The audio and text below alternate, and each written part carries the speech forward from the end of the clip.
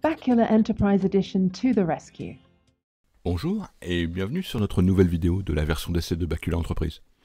Aujourd'hui, nous allons voir comment exécuter une sauvegarde à travers B-Web.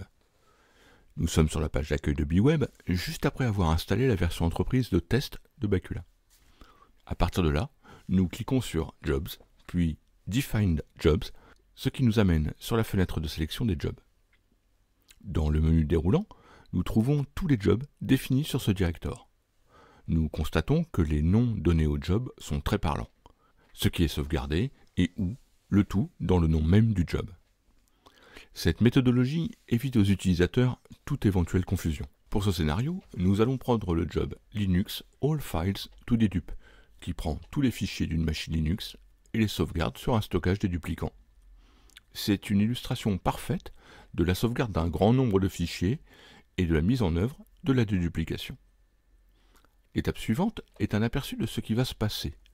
Ici, nous pouvons modifier tous les paramètres prédéfinis pour cette sauvegarde. Le client, le stockage de destination, le niveau de la sauvegarde, y compris le moment auquel aura lieu la sauvegarde. Si un job avait déjà eu lieu, nous aurions au centre de la fenêtre les informations d'estimation de taille, nombre et compression attendue. Notons que le niveau par défaut est incrémental. Nous allons voir le comportement du premier job très bientôt. Dans cette présentation, nous conservons toutes les valeurs par défaut et nous pouvons lancer le job. Comme un job de sauvegarde peut prendre un certain temps, nous avons accéléré le processus pour montrer ce qu'il se passe ensuite. Une fois que le job a démarré, B-Web ouvre une fenêtre qui se rafraîchit régulièrement et présente le rapport de log.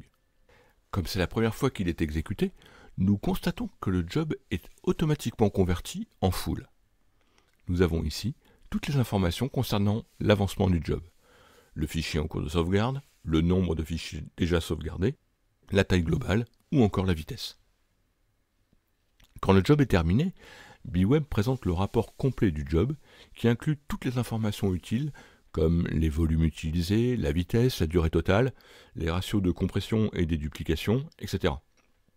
Plus important encore, nous trouvons le statut du job à la fin, Backup OK. En revenant en haut de la page et en cliquant sur Bacula Entreprise, nous revenons sur la page d'accueil de B-Web. Nous voyons maintenant que les informations sont mises à jour. Les zones d'information, de statistiques et des derniers jobs sont mises à jour. Si nous cliquons sur le job dans cette liste, nous revenons à la présentation du rapport de job. Ceci conclut la présentation de notre premier scénario de la version d'essai. Exécuter une sauvegarde en utilisant B-Web. Rejoignez-nous sur notre chaîne et regardez notre prochaine vidéo pour aller plus loin dans l'exploration de Bacula Entreprise. À bientôt!